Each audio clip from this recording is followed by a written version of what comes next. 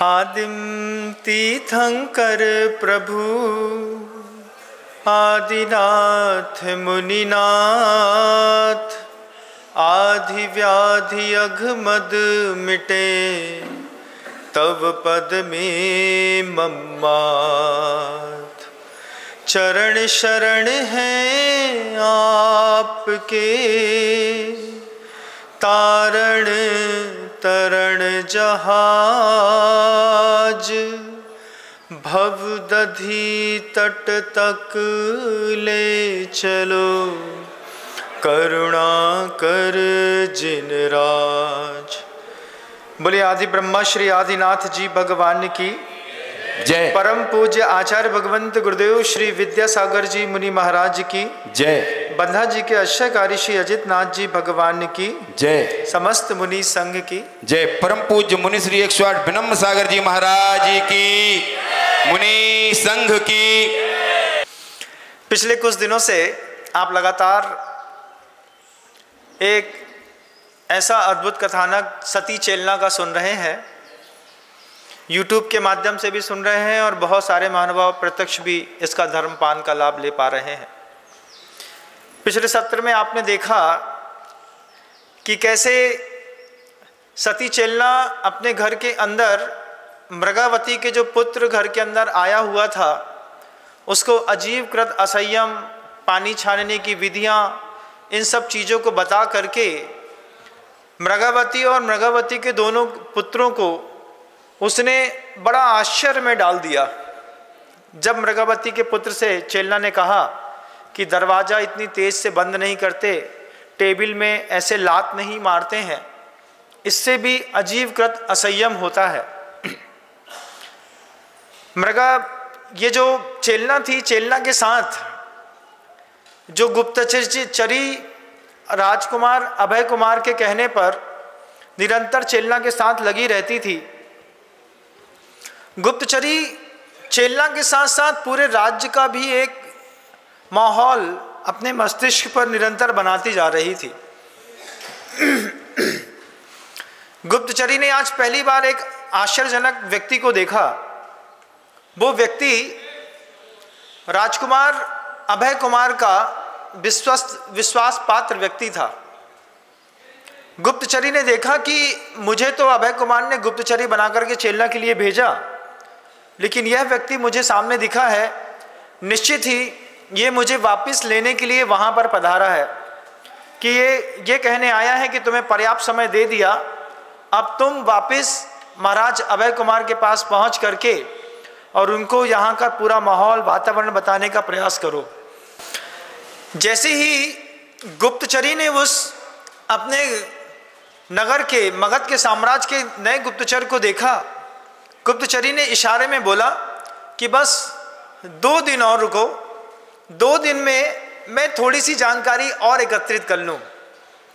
मगध का वह जो गुप्तचर था, वो महाराज चेटक की सभा में जाकर के एक सामान्य नागरिक की तरह जाकर के बैठ गया। गुप्तचर जब सामान्य नागरिक बनकर के मगध वहाँ पर महाराज चेटक के उस राजसभा में जाकर के बैठा, तो चेटक के राज्य शासन की व्यवस्था को देख करके उस गुप्तचर का दिमाग बिल्कुल खुल गया। उस गुप्तचर ने देखा महाराज चेटक अपने पूरी मंत्रिमंडल के साथ साथ ही जितने भी सभागार में दूसरे भी प्रबुद्ध वर्ग लोग बैठे थे, सबको महाराज चेटक ने एक साथ उपदेश दिया। अपने नगर की सुरक्षा करने के लिए महाराज चेटक ने मंत्रिमंडल और सभा को जो उपदेश दे रहे थे, उस उपदेश को सुनकर के वो गुप्तचर सोचता है कि ये राजा होकर के इतना सुंदरतम उपदेश अपनी जन सामान्य की जनता को दे रहे हैं, जितना एक दिगंबर मुनि के मुख से मोक्ष जाने वाले व्यक्ति को उपलब्ध नहीं होता, वह बात चेटक महाराज जो हैं वो अपनी जनता को बता रहे हैं। महाराज चेटक अपनी जनता से कह रहे थे कि आक्रमण के कई भेद होते हैं।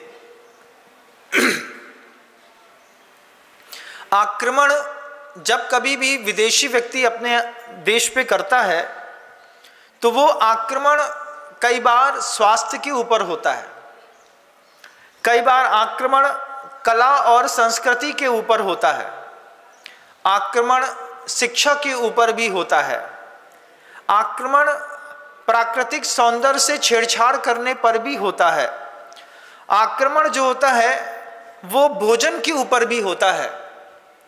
पहली बार चेटक के मुख से सुना, अभी तक तो सामान्य नागरिकों को ये मन के अंदर बात थी कि जब कभी भी कोई शत्रु आता है तो सामने से बंदूक लेकर के आता है और मारने के प्रयास करने, बचाने के प्रयास में जो थोड़ी बहुत हिंसा या विरोध हो जाता है, मात्र उसी को आक्रमण कहते हैं बंधुओं।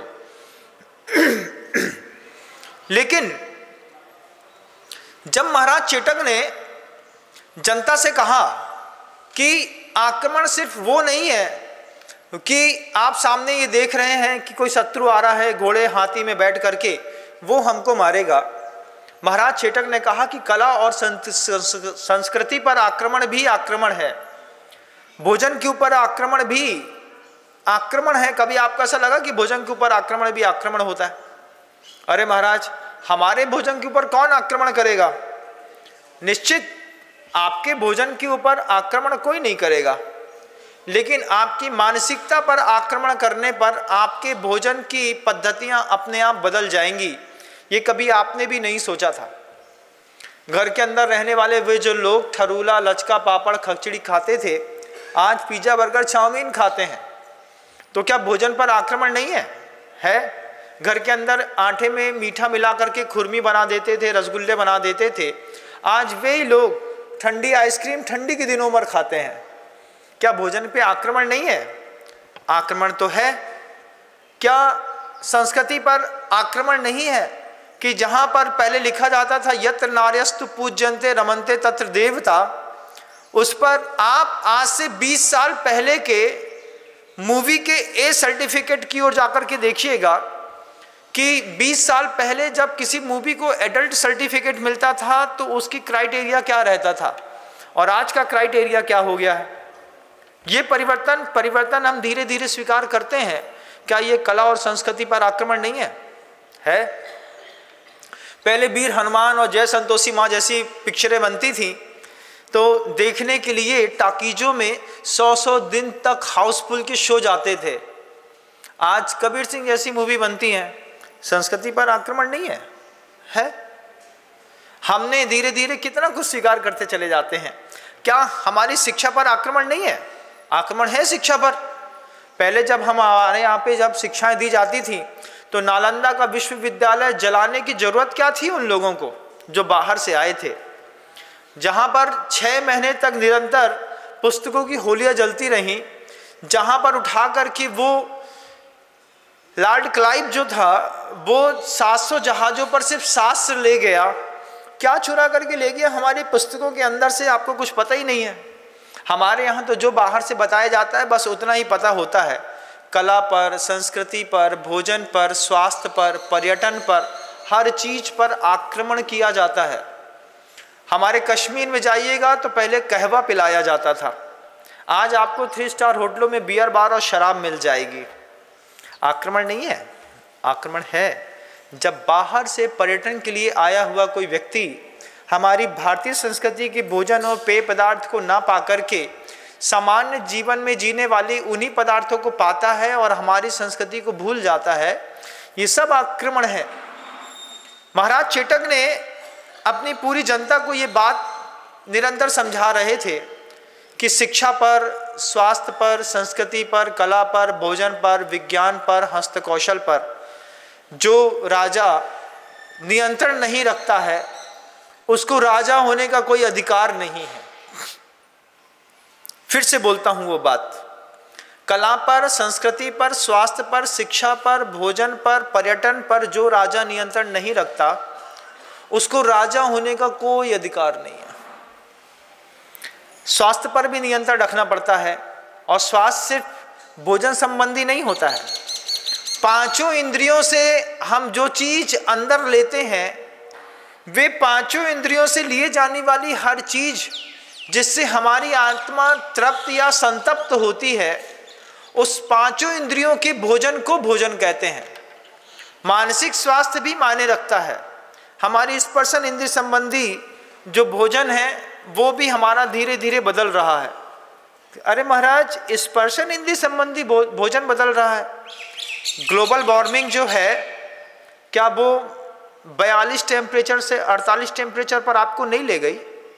ले गई ना। उस ग्लोबल वार्मिंग के लिए कौन जवाबदार है? आपके यहाँ की लगाने वाली हाइपरसोनिक इंडस्ट्रियाँ, जो पूरा का पूरा पानी नदी में फेंकती हैं, फिर नदी से जीव मरते हैं, मछली मरती है, फिर मछली, उस खराब मछली को खा करके मांसाहारी लोग मरते हैं, स्किन डिसीज होती है, उसके बाद सफ़ेद दाग होते हैं, कोढ़ होता है, एक साथ 50-50, 100-100 बच्चे बेड हॉस्पिटल पर मर जाते हैं। ये सब पर नियंत्रण कौन रखता है? राजा रखता है। विदेशों में जाइएगा, 0 डेथ पॉलिसी है। एक भी व्यक्ति अगर हॉस्पिटल के अंदर मर गया तो डॉक्टर्स को, पूरे के पूरे चलाने वाले सिस्टम को जवाब देना पड़ता है कि किसकी गलती से ये व्यक्ति मर गया। और हमारे यहाँ एक साथ 25 बच्चे मर गए, 25,000 रुपये जुर्माना हर्जाना दे दिया और छोड़ दिया। इसको भी क्या कोई पॉलिसी कहते हैं? महाराज चेटक ने अपने पूरी मंत्रिमंडल को समझाया कि नगर में बिकने वाले खाद्यान्न का निरीक्षण प्रतिदिन किया जाए। जैसे आपके यहाँ के फूड ऑफिसर होते हैं, ऐसे उस वक्त महाराज चेटक की नगरी पर भी खाद्यान्न के भोजन के नियंत्रण करने वाले लोग बने रहते थे, जो जगह जगह पर जाने करके विभिन्न प्रकार के जो भी भोजन विक्रय केंद्र होते थे, उन भोजन विक्रय केंद्रों में निश्चित करते थे कि सब कुछ शुद्धि और सूचिपूर्वक बना है कि नहीं बना है। आज फूड इंस्पेक्टर आता है तो 500 रुपये देकर के हम खुद टरका देते हैं, आपके डगरा देते हैं। हमने खुद ये प्रयोग किए हैं अपने जीवन में। जब गृहस्थ अवस्था में थे, कोई आता था फूड इंस्पेक्टर तो 500 का नोट दिया, वो आगे निकल लिया। ये करते हैं क्योंकि हम डरते हैं अगर कोई सैंपल फेल हो गया तो अभी फालतू में लेने देने पड़ेंगे। तो ये जो करप्शन पॉलिसी है, इस करप्शन पॉलिसी के कारण सिर्फ सिस्टम करप्ट नहीं हुआ है, आपका घर भी करप्ट हो गया है। क्योंकि जब आप अपने बच्चे के सामने किसी आदमी को भ्रष्टाचार के चक्कर में, कोई करप्शन के चक्कर में कुछ नीचे से घूस देते हैं, बच्चा भी धीरे से सीख जाता है कि इस करप्शन पॉलिसी के कारण भी कई चीज़ों को सॉल्व कर लिया जाता है। बाहर की चीज़ तो ठीक थी, लेकिन जब वही बच्चा घर के अंदर करप्शन पॉलिसी को यूज़ करता है तो फिर हमको लगता है कि हमने कैसा पैदा किया भाई। ऐसा आदमी खुजली करता है दिमाग में। बच्चा जब बचपन में रहता है ना तो बड़ा अच्छा बोलता है, नाक मेरे ऊपर गई है, आंखें पापा के ऊपर गई हैं, कान बुआ के ऊपर गए हैं। बोलता है तो ऐसा लगता है जैसे दादाजी की जैसे ऊँट खोल रहा है। और जब ये करप्ट बच्चा जब बड़ा होकर के करप्शन करता है तब एक साथ बोलते हैं पता नहीं कौन के ऊपर गए है, बचपन में तो हमारे ऊपर गया था।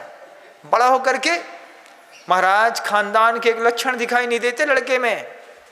मुझे से पूछते हैं बचपन में तो तुम्हारे जैसा बड़ा दिखता था, अब क्या हो गया भाई? तो वो करप्शन पॉलिसी भी सीख गए। कला और संस्कृति के ऊपर किया गया अत्याचार भी अत्याचार होता है। कभी आपने महसूस नहीं किया होगा, लेकिन हमने वो दर्द खजुराहो में देखा। जब बताया कि मुगल शासक के वे जो सेनापति के साथ सेना आई, अच्छी अच्छी प्रतिमाओं को हथौड़ा लेकर के सिर्फ सिर तोड़ करके चलती बनी गई। आज भी आप जब कभी भी खजुराहो जाइएगा, खजुराहो में देखिएगा कि कला के ऊपर कितना अत्याचार किया लोगों ने, कि स्त्रियों की, कन्याओं की वे जो प्रतिमाएं बनी थी, पुरुष की प्रतिमाएं बनी थी, वे सारी की सारी प्रतिमाओं के सिर तोड़ते चले गए, छाती तोड़ते चले गए और आगे बढ़ते चले गए। कुछ पता था नहीं, सिर्फ संस्कृति के इतिहास का एक ऐसा अभिशप्त पन्ना लिख गए मुगल साम्राज्य के लोग कि जा कर के दूर दूर तक जा कर के प्रतिमाएं तोड़ी। जा कर के कभी गोपाचल पर्वत देखिएगा बंधुओं, मैंने पहली बार गोपाचल पर्वत देखा तो दर्द सिर से आसमान से होते हुए आत्मा तक उतर गया कि इतने बड़े दिगंबर प्रतिमा का किसी ने सिर कैसे काटा होगा, कैसे तोड़ा होगा ऊपर चढ़ कर के। इतने बड़े भगवान का सिर होगा, कैसे लोग चढ़े होंगे और क्या उनके दिमाग में सूझी होगी कि भगवान का पूरा सिर धड़ से अलग कर दो। तब जा कर के ऐसे कितने अत्याचार संस्कृति पर हुए। महाराज चेटक ने साफ सुथरे तौर पर पूरे मंत्रिमंडल को बता दिया कि किसी भी धर्म का धर्मावलंबी है, उसकी संस्कृति, उसके भोजन, उसके आहार विहार निहार, उसकी सांस्कृतिक सौंदर्य, उसकी शिक्षा पर कहीं पर भी किसी भी प्रकार का कोई दोष न लगे, ये देखना आप सबकी जवाबदारी है। गुप्तचर ने देखा महाराज चेटक इस तरीके से अभूतपूर्व शासन कर रहे हैं। गुप्तचर पहली बार में ही महाराज चेटक के चरणों पर नतमस्तक हो गया। चूंकि समय होने को आ गया था, गुप्तचर को अभय कुमार ने विशेष रूप से भेजा था कि जाओ। गुप्तचरी को भेजे हुए 3 माह हो गए हैं और 3 माह के बाद भी गुप्तचरी वापस नहीं आई है। जाकर के गुप्तचरी को वापस लेकर के यहाँ पर आओ। और गुप्तचर ने शाम के समय धीरे से गुप्तचरी को इशारा किया कि महाराज ने आपको वापस याद किया है। गुप्तचरी उस गुप्तचर को चेलना के पास ले गई। चेलना के पास ले जाकर के बोलती है कि परदेश से मेरा पति आया है और मेरे सास ससुर का स्वास्थ्य ठीक नहीं है, तो मुझे अपने सास ससुर की सेवा करने के लिए अपने पति के साथ जाना है। चेलना ने जब देखा कि ये मेरी दासी जो 3 माह से अभिन्न सखा बनकर के मेरे साथ रह रही थी, ये वापस अपने देश जाना चाहती है, तो भारी मन से चेलना ने उस गुप्तचरी को अपने गले से लगा करके अपने गले की एक मोती की माला उठा करके उस दासी को पहना दी। बोली जा, जब कहीं भी रहेगी मेरी यह माला तुझे मेरी याद दिलाती रहेगी। और गुप्तचर और गुप्तचरी दोनों को उनके मूल परिचय से अनभिज्ञ होकर के चेलना ने आशीर्वाद स्वस्ति भवतु कहते हुए उन दोनों को विदा कर दिया। गुप्तचरी चेलना के वियोग, छोड़ने के वियोग को सह न सकी। उसको बार बार ऐसा लगता था कि इतनी सुंदर चेलना के उस व्यक्तित्व के बीच में रह कर के मैं क्यों वापस आ गई। लेकिन गुप्तचरों का अपना दायित्व तो रहता है। वे जैसे ही महाराज युवराज अभय कुमार के सामने वे गुप्तचर और गुप्तचरी पहुँचे, गुप्तचरी ने अभय कुमार के चरणों पर सर्वप्रथम प्रणाम निवेदित करके महाराज की जय हो ऐसा कहते हुए मगध सम्राट महाराज शेणिक के चरणों पर भी नमस्कार किया। और धीरे धीरे अभय कुमार ने कहा कि एकांत में वार्ता होगी। और एकांत में अभय कुमार ने चेलना के बाहरी और आंतरिक पूरे के पूरे सौंदर्य, जानकारी, उसकी शिक्षा, कला, कौशल, विज्ञान, उसकी भक्ति, उसकी श्रद्धा, उसके विश्वास, उसके गुरु के प्रति आस्था, इन सब चीज़ों की एक साथ अभय कुमार ने 2 दिन के अंदर पूरी की पूरी जानकारियां ले ली। अभय कुमार ने, हाँ, दूर तक आवाज पहुंचाइएगा।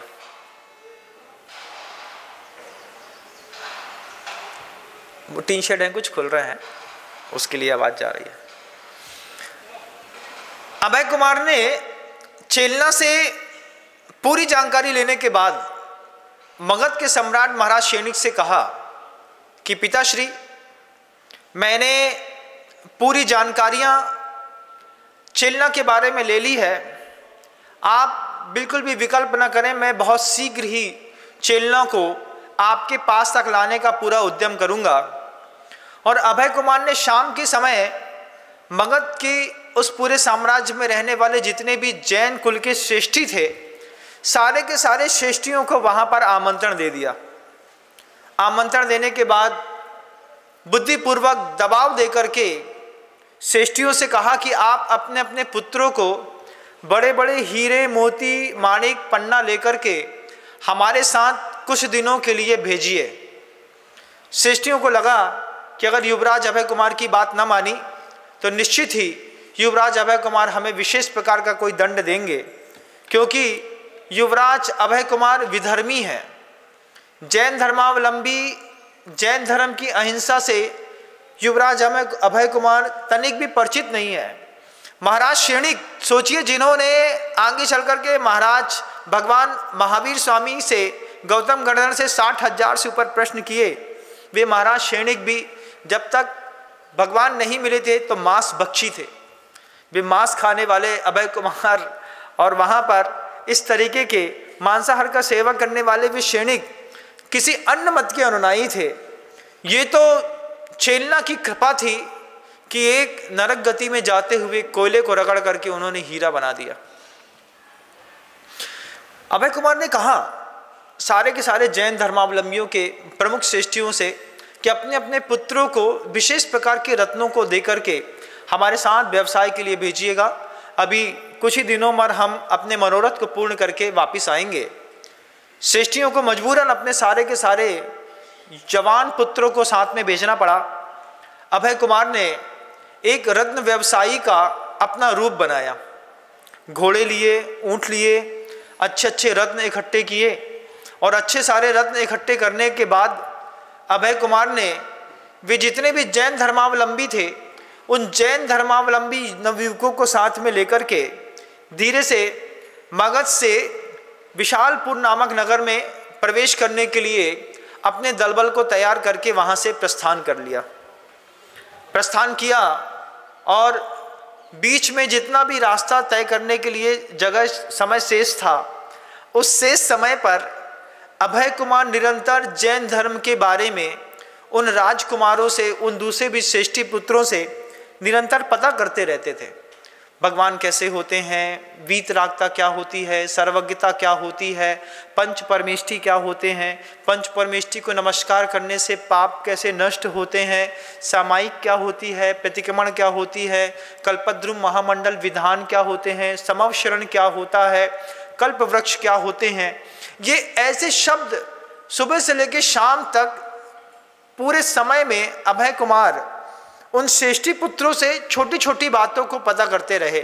प्रत्याख्यान क्या होता है, माला फेरने से क्या होता है, अभिषेक क्यों किया जाता है, शांति धारा क्यों की जाती है, भगवान के मंदिर इतने वैभवशाली आप लोग क्यों बनाते हैं, स्वर्ण शिखर क्यों बनाते हैं, कलश कैसे चढ़ाते हैं, कैसे भगवान की पूजा करते हैं, द्रव्य क्या होती है, मांगलिक क्या होता है, चत्तारी मंगल क्या होता है। कितने सारे प्रश्न अभय कुमार ने झड़ी लगा करके एक एक करके सारे के सारे श्रेष्ठियों से पूछते गए। अभय कुमार की अति प्रखर बुद्धि थी, इतनी प्रखर बुद्धि थी कि वो धर्म के बारे में एक बार सुनता और मन के अंदर धर्म की एक छवि बना लेता। अष्ट प्रातिहार क्या होते हैं और अष्ट मंगल क्या होते हैं, आप लोगों को भी कई बार जैन शावकों को भी ये बात पता नहीं होगी कि अष्ट मंगल द्रव्य अलग होते हैं और अष्ट प्रातिहार अलग होते हैं। मंदिरों में जाकर के देखिएगा, भगवान की वेदी के सामने 8 प्रातिहार रखे हैं कि 8 मंगल द्रव्य रखे हैं कि 16 रखे हैं। उनको पता, उसने पूछा कि वेदियां 3 ही क्यों बनाई जाती हैं, विषम संख्या में क्यों बनाई जाती हैं, प्रतिमाएं जो होती हैं वो आपके यहाँ रत्नों की या पाषाण की ही क्यों होती हैं, धातु की ही क्यों होती हैं। एक एक सूक्ष्मतम विज्ञान को जहां तक अभय कुमार की अपनी पकड़ जाती थी, अभय कुमार ने उन श्रेष्ठी पुत्रों से सब पूछ लिया। और श्रेष्ठी पुत्र भी सामान्य नहीं थे, वे प्रतिदिन जैन धर्मावलंबी होने के कारण मंदिर जाते, अभिषेक करते, पूजन करते, शांति धारा करते, स्वाध्याय करते, जप करते, ध्यान करते, गुरुओं को आहार दान देते, शुद्ध भोजन करते, भोजन की मर्यादाओं को समझते। कभी सोचा नहीं था अभय कुमार ने कि 3 दिन की मर्यादा वाला भी पिसा हुआ आटा जैन कुल में खाया जाता है। जब अभय कुमार को पहली बार पता चला कि इस तरीके के भोजन की भी मर्यादा और भोजन में भी अहिंसा का पालन किया जाता है, पानी के जल छानने में पालन किया जाता है, अभय कुमार के ज्ञान तंतु जितने थे वे सारे के सारे ज्ञान तंतु एक साथ, जिन्हें भगवान के उस वैभव को, समवशरण को, उस कल्प वृक्ष को सुन करके एक एक करके खुलते चले गए। लेकिन अंदर बैठा हुआ वह मिथ्यात्व का परमाणु उनको अपने धर्म में उच्चता ही दिखाता रहा। हर बार ऐसा होता है, प्रत्येक धर्मों में ऐसा होता है। आप मुस्लिम संप्रदाय में जाएंगे तो वहाँ पर मिथ्या दृष्टि को काफिर कहते हैं, आपके यहाँ पे सम्यक दृष्टि और मिथ्या दृष्टि कहते हैं। वैदिक संप्रदाय में आस्तिक और नास्तिक कहते हैं। ईसाई धर्मों में जाएंगे तो बैरिबल एंड अनबैरिबल कहते हैं। हर धर्मों में 2 चीजें हैं सम्यक मिथ्यात्व को लेकर के। अभय कुमार को निरंतर लगता रहा कि ये तो जैन धर्म की कितनी भी ऊंची बातें बता रहा है, लेकिन हमारा धर्म इससे भी ऊंचा है। और अभय कुमार पूरे घमंड के साथ और अपनी मायाचारी को देवता बना करके अपने घर से निकले थे। जिसकी अहिंसा देवता होती है उसकी जीवन शैली कुछ और होती है। लेकिन अभय कुमार ने तो अपने कार्य सिद्ध करने के लिए, चेलना को महाराज मगध सम्राट से मिलाने के लिए मायाचारी को जैसे अपना भगवान बना लिया है। हर पल पर मायाचारी करने पर अभय कुमार ने अपनी दक्षता दिखाई और कभी भी जब तक महाराज चेटक की पुत्री चेलना के सामने तक पहुंच नहीं गए तब तक श्रेष्ठी पुत्र को भी ये ज्ञात नहीं होने दिया कि हम किस प्रयोजन से यहाँ पर आए हुए हैं। 7 दिन का निरंतर यात्रा संपन्न करने के बाद जब 8वें दिन मगध सम्राट के पुत्र अभय कुमार विशालपुर नामक नगर पे चेटक महाराज के सामने पहुँचे तो चेटक महाराज के सामने दरबार पर पहुँच करके अभय कुमार की अगुवाई में पीछे 16 सोने के समान चमकते हुए उन श्रेष्ठी पुत्रों को साथ में लेकर के अभय कुमार ने महाराज चेटक के चरणों में बारंबार प्रणाम किया। नमस्कार करते हुए अभय कुमार ने अपने बारे में कुछ न ज्ञात कराते हुए मात्र इतना ही कहा कि महाराज चेटक की जय हो। हमने सुना है आपके इस पूरे के पूरे विशालपुर नामक नगर में रत्नों के बड़े बड़े व्यवसाय होते हैं। आपके यहाँ पारखी भी बहुत हैं और कद्रदान भी बहुत लोग हैं। हम लोग छोटे छोटे व्यापार करने वाले माणिक मोती लेकर के यहाँ पर पधारे हैं, लेकिन अपरिचित नगर होने के कारण हम सब सारे श्रेष्ठी पुत्र जैन धर्मावलंबी हैं और जैन धर्मावलंबी होने के कारण बिना जिनालय में पूजन अभिषेक शांति धारा किए हम भोजन भी नहीं करते हैं। इसलिए आप हमें कुछ ऐसा स्थान देने की निश्चित करें कि जहाँ पर हमारे पूरे की पूरे धन की भी सुरक्षा होती रहे, हमारा धर्म ध्यान भी होता रहे, हम अपनी सामायिक इत्यादिकों में भी निर्विकल्पता को प्राप्त होते रहें। ऐसी मायाचारी से भरी हुई बातें जब महाराज चेटक के सामने अभय कुमार ने कही, अभय कुमार को लगा कि कितने सुंदर दिखने वाले सारे राजकुमार, वो भी जैन धर्मावलंबी। और अभय कुमार अपने पूर्व पुण्य के उदय से वो बहुत सौंदर्यवान थे। महाराज चेटक उन सारे के सारे 16 के 16 पुत्रों को, श्रेष्ठी पुत्रों को और अभय कुमार को देख करके पहली बार में मुग्ध हो गए। चेटक ने कहा कि आपके पास कौन से बहुमूल्य रत्न हैं, क्या एक बार आप मुझे दिखा पाएंगे? निश्चित ही अभय कुमार ने तुरंत ही अपना एक पोटली खोली और पोटली खोल करके अभय कुमार ने सबसे पहले जात्य माणिक दिखाया, जिसको आप रूबी कहते हैं या फिर पद्मराग मणि कहते हैं, या फिर जिसको आप लाल कलर का वो जो आपके हाथ में चमकता रहता है ना, वो अभय कुमार ने दिखाया कि महाराज इस मणि के नीचे मात्र आप दीपक रख के देखिए। तब अभय कुमार ने महाराज चेटक से कहा कि अगर आपकी आज्ञा हो तो पूरे के पूरे राजभवन में सिर्फ कुछ पल के लिए अंधेरा करना चाहता हूं। और सोने से चमकता हुआ महाराज चेटक का वो पूरा का पूरा जो राजमहल था, उस राजमहल में इशारा पाकर के हर तरफ से अंधेरा कर दिया गया। अभय कुमार ने एक छोटा सा दीपक जलाया। सोने की दीपक को जला करके अभय कुमार ने जब माणिक को उस दीपक के ऊपर रखा तो नीचे से दीपक की रोशनी जब माणिक से होती हुई ऊपर के पूरे विशाल गुंबज पर पड़ी तो पूरा का पूरा विशाल गुंबज लाल दिखाई देने लगा। अभय कुमार ने कहा, ये जात माणिक की विशेषता है कि इस माणिक के उस तरफ से आता हुआ प्रकाश जब इस तरफ दिखाई देता है तो ऐसा लगता है कि अंदर सैकड़ों सूर्य जल रहे हैं। चेटक ने पहली बार ऐसा कोई रत्न देखा। हीरा, पन्ना, मोती, माणिक, पुखराज सब कुछ देखने के बाद चेटक को लगा कि जैन धर्मावलंबी और इतने धनाढ्य रत्नों को रखने वाले ये सारे के सारे श्रेष्ठी पुत्रों को तो अपने राजमहल के पास ही रोकना चाहिए।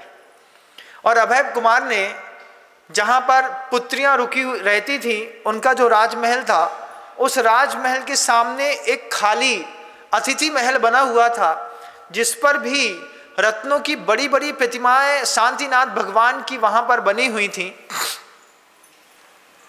उन प्रतिमाओं से रचे बचे उस महल में 16 के 16 श्रेष्ठी पुत्रों के साथ अभय कुमार को वहां पर रहने की आज्ञा दे दी। अभय कुमार को तो मानो कि अपने मन चाही निधियां मिल गईं। जब कभी भी आपके घरों के अंदर भी ऐसा होता होगा, जब कभी भी आपकी बेटी किसी के साथ भागना चाहती है या भाग रही होती है, उस वक्त जिम्मेदारी कहाँ से दिखाई देती है, कभी देखने का प्रयास करिएगा। हमने अपनी बेटी को बहुत मॉडर्नाइज बनाया। हमारी बेटी को दुकान में बैठने की परमिशन मिली और दुकान में एक स्मार्ट सा लड़का मिल गया। बात करने में, सेलिंग करने में बहुत ज़्यादा स्मार्ट है, अच्छे से व्यवसाय करता है, बेचता है। बेटी को भेज दिया और बेटी धीरे धीरे उस छोटे से काम करने वाले घर के अंदर जो 7-8 हज़ार 9 हज़ार रुपये मिलता है, उस नौकर पर आसक्त हो गई। कोई बेटी महावत पर आसक्त हो गई, कोई बेटी झाड़ू लगाने वाले के ऊपर आसक्त हो गई, कोई बेटी मांस खाने वाले के ऊपर आसक्त हो गई। आसक्ति का कारण चमचमाता हुआ चेहरा, थोड़ा मोहरा वस्त्र, थोड़ी बोड़ी बात करने के कौशल, और कुछ नहीं। मैंने तो ऐसे ऐसे बेटियां देखी, अच्छी अच्छी डॉक्टर थीं और बिल्कुल काले कलूटे के ऊपर आसक्त होकर के कह दें, तमेव बंधु च सखा तमेव, दुनिया में तुम नहीं मिले तो मुझे विवाह ही नहीं करना है। ऐसी भी बेटियां देख ली हमने जो 35-35, 38-38 साल की हो गई। माता पिता ने इतना सा संकल्प कर लिया कि हम तो देवशास्त्र गुरु के भक्त हैं, हम बुद्धिपूर्वक तो आपका विवाह उनके साथ नहीं करेंगे। और उनने संकल्प कर लिया कि हम गृहस्थ जीवन बनाएंगे तो उन्हीं के साथ बनाएंगे, और नहीं तो हम ऐसे ही रह लेंगे। न ब्रह्मचर्य व्रत लिया, न गृहस्थ आश्रम में प्रवेश किया। ऐसे ही असंयम में कितनी बेटियों की पर्याय धीरे धीरे निकलती चली जा रही है। नया मॉडर्नाइज जमाना आ गया, लिव इन रिलेशनशिप आ गई। लिव इन रिलेशनशिप को धीरे धीरे करके जनता के बीच में मीडिया ने सर्कुलेट कर दिया। कैसे सर्कुलेट किया जाता है महाराज? तो किसी भी अपवाद को, किसी भी पाप को फैलाना हो, उसके लिए मीडिया जितना अच्छा काम करता है दुनिया में कोई काम ही नहीं करता है। उन्होंने ऐसे सीरियल्स बनाए जिसमें एक पत्नी के 5 पति मिल गए। अन्य मतों में द्रौपदी का उदाहरण दे दिया, यहां पर तो बिल्कुल सामने सामने दिख दी। कहानी घर घर की बना दी, तिलोत्तमा मनोरमा। क्या बना दी? कौन सा सीरियल बना दिया? तिलोत्तमा मनोरमा, हाँ, ऐसे सीरियल बना दिए। फिर वो कितने सारे एपिसोड्स बना दिए। ये गौतम मर गया तो इससे विवाह हो गया, फिर ये मर गए तो इससे विवाह हो गया, फिर ये मर गई तो इससे शादी कर ली, फिर इसका इसके साथ हो गया, इसका उसके साथ हो गया। अब हमारे जमाने में हम लोग इसको स्वीकार नहीं कर पाए, और नए जमाने की जनरेशन ने इसी तरीके के सीरियल्स देखे तो नए जमाने की जनरेशन को लगा कि ये सब बिल्कुल आसान है, कोई बड़ी बात नहीं है। आज डिवोर्स फाइल करना बिल्कुल आसान हो गया, क्योंकि कल्चर को, संस्कृति को बिगाड़ने के लिए टीवी सीरियल्स ने भारी मेहनत करी है, भारी मेहनत। और इस तरीके के सीरियल्स को बनाने के लिए लोगों ने पैसा दिया है। बड़ी बड़ी कंपनियों ने अपने पब चलाने के लिए जब बीच में डांस डाले, डांसिंग बार क्लब डाला है, लोगों को दिखाया है, स्पा सेंटर दिखाए हैं, स्विमिंग पूल दिखाया है, तब जाकर के तो हमारे दिमाग की बत्ती जली। अच्छा, ऐसो भी हो, अपन ऐसो भी कर ले रहे। और ऐसो करने के चक्कर में कितने जैन समाज की बेटियां उठ कर के रेड लाइट एरिया में पहुंच गईं, कहाँ कहाँ नहीं चली गईं, विधर्मियों के यहाँ चली गईं, मांसाहारियों के यहाँ चली गईं, और उसी में रच पच करके जैनत्व के पूरे संस्कार भूल गई। ऐसा होता है बंधुओं, पूरे देश में ऐसा होता है। हर घर में इस तरीके की आग लगी है। हर आदमी को लगता है कि हमारे घर की बेटी भग न जाए। सिर्फ एक ही कौम है जो कौम चिल्लाती है कि हमारा धर्म खतरे में है, और बंदूक के दम पर अपने धर्म की रक्षा करने वाले लोग हैं, उनके घर में आश्वस्त हैं। उस जात के एक भी आदमी को इतनी भी शंका नहीं कि हमारे घर की बेटी कहीं भगेगी, क्योंकि इतना टेरर है, आतंकवादी कौम कहलाती है। उनके घर के लोगों को कभी इस बात की शंका नहीं रहती कि हमारे घर की बेटी को आंख उठा के देखेगा। बाकी उन्हीं लोगों से पूरे देश के हर घर की परिवार के अंदर दहशत है कि नहीं? दहशत है कि नहीं है महाराज? लगता तो है। कोटा में लड़की को पढ़ने के लिए भेजा, सुसाइड कर ली, कहीं मर गई, कहीं कुछ हो गया, कहीं कुछ हो ना जाए, दिल धक धक तो करता है। वो आतंकवादी कौमों के घर की बेटियों का बिल्कुल धक धक नहीं करता। मैं बोलते तुम जाओ, कहाँ तक जाते हो, हम देखते हैं। होने के बाद भी, क्योंकि वहाँ चलता है, वहाँ जरा सी बात में पति बदल दिए जाते हैं, पिता बदल दिए जाते हैं, अपने यहाँ तो चलता नहीं। लेकिन हमारे यहाँ उसका दुष्प्रभाव टीवी सीरियल्स के माध्यम से सामने आता है। अभय कुमार ने चेटक महाराज से कहता है, अभय कुमार महाराज आपकी कृपा से इतने सुंदरतम शांतिनाथ भगवान, जिनालय, शांतिनाथ, कुंथुनाथ, अरहनाथ की तीनों की खड्गासन प्रतिमाएं रत्नमयी स्थापित थीं। अभय कुमार जैसे ही वहां पहुंचा, उस पूरे के पूरे राजमहल में पहुंचने के बाद, अपने आवास स्थान पर पहुंचने के बाद अभय कुमार ने सर्वप्रथम उत्तर भाग की खिड़कियां खोली। उत्तर भाग की खिड़कियां खोली तो देखा कि सामने मृगावती, वसुमती, चेलना, ज्येष्ठा, चंदना का एक राजमहल दिखाई देता है। अभय कुमार ने तुरंत ही नगर में वाद्य बजाने वाले महानतम वाद्यकारों को बुलाया और शाम को शांतिनाथ, कुंथुनाथ और अभयनाथ भगवान की ऐसी स्तुति करी कि उस स्तुति से प्रभावित होकर के चेलना के कान तक उसकी ध्वनि पहुंच गई कि अभय कोई बाहर से कोई व्यक्ति आए हैं और आ करके वहां पर जिन धर्म में भगवान के ऐसा कीर्तन कर रहे हैं। जब वो स्तुति पाठ चल रहा था, कीर्तन चल रहा था, बीच बीच में अभय कुमार आंख बंद करके हाथ में अच्छे से दिया लेकर के भगवान के सामने ऐसा नाचते कि उनके नाचने को देख करके अच्छे अच्छे मुग्ध हो जाते। उन श्रेष्ठी पुत्रों को भी लगा कि ये राजकुमार अभय कुमार जो है अन्नमत के अनुयायी है, लेकिन जिनेंद्र भगवान की इतनी भक्ति के साथ पूजा कर रहे हैं, इतनी भक्ति के साथ कीर्तन कर रहे हैं। और जब थिरकते पैरों में अभय कुमार थे तो ही क्या थे अभय कुमार, उन्होंने मायाचारी को अपना देवता बनाया था। माया तैरज्ञोनस्य सूत्र तत्वा सूत्र में आता है, अत्यधिक मायाचारी करने से त्रियंश गति का बंद होता है, लेकिन प्रायश्चित करने पर उस पाप से छूट भी जाते हैं। अभय कुमार ने मायाचारी को अपना देवता बना करके बिल्कुल भी आंख से किसी को देखा नहीं और जिनेंद्र भगवान की पूरे 2 घंटे तक निरंतर नृत्य, आरती और संगीत के पूर्वक स्तुति करते रहे।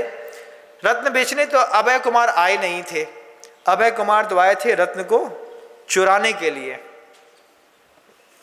सुबह 6 बजे प्रातः काल से सुप्रभातम स्तोत्र पढ़ा, फिर भगवान की महामय अच्छे अच्छे द्रव्यों से पूजा करी, लोगों को दान दिया।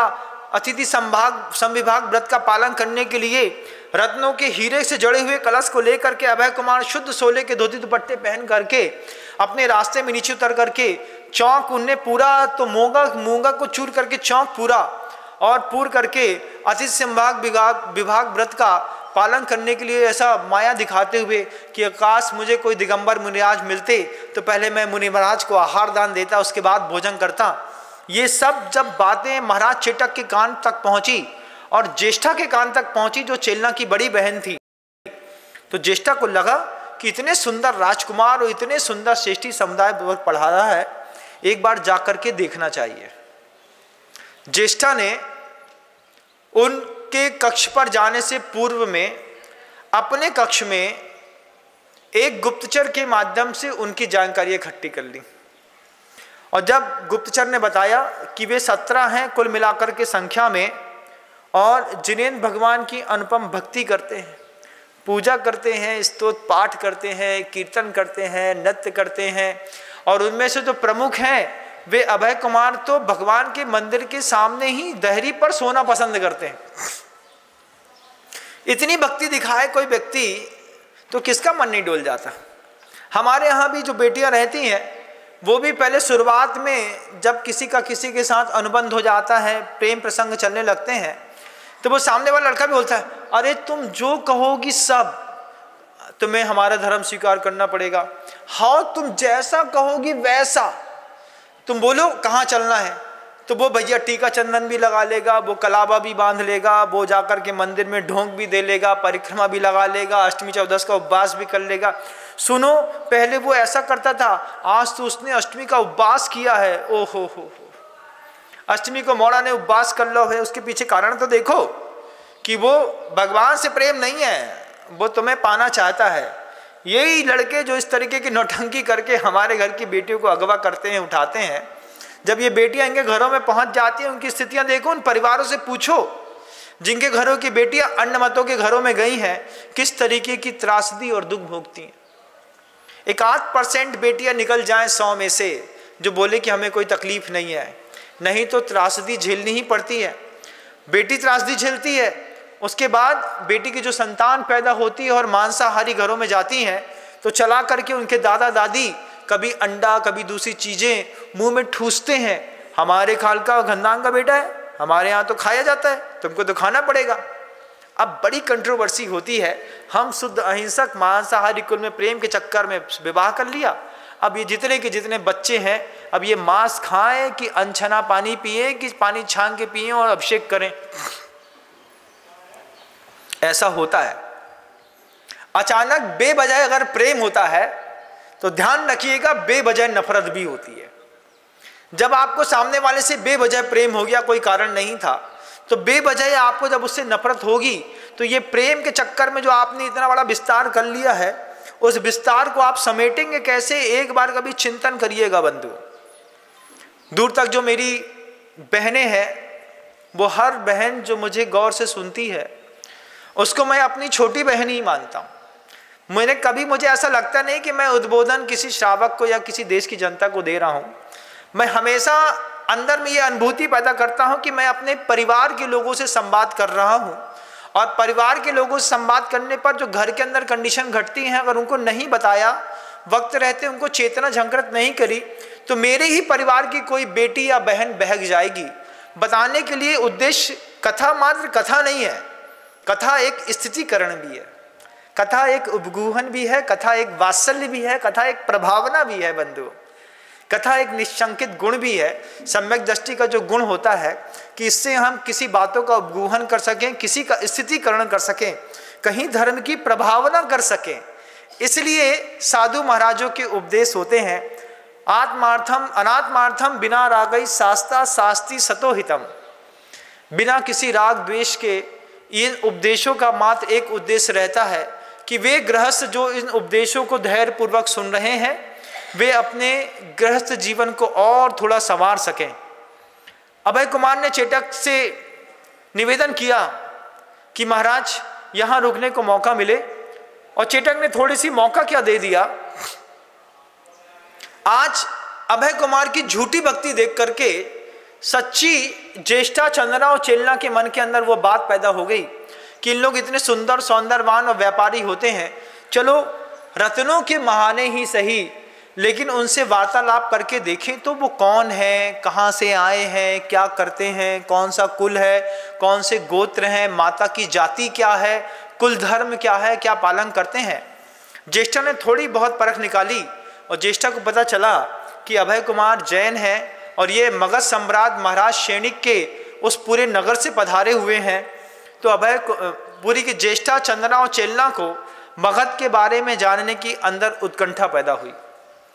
ज्येष्ठा जानना चाहती थी कि मगध कैसा है, साम्राज्य कैसा है, महाराज कैसे शासन करते हैं, वहाँ पर कितने जिन मंदिर हैं, कितने बड़े मंदिर हैं, कौन कौन से तीर्थंकरों की प्रतिमाएं हैं, कितनी सारी प्रतिमाएं वहाँ पर रत्नमयी हैं, कैसे महोत्सव किए जाते हैं, विधान कैसे होते हैं, समोषण विधान कैसे लगाया जाता है, रचाया जाता है, पंचकर्णकों में क्या विभूतियाँ बिखेरी जाती हैं।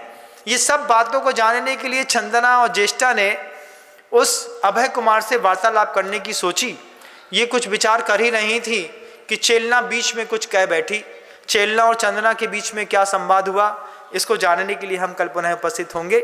आपका समय हो गया, शब्दों को विराम देता हूँ, कल पुनः प्रयास करूँगा। गुरुदेव श्री विद्यासागर जी मुनि महाराज की जय हो।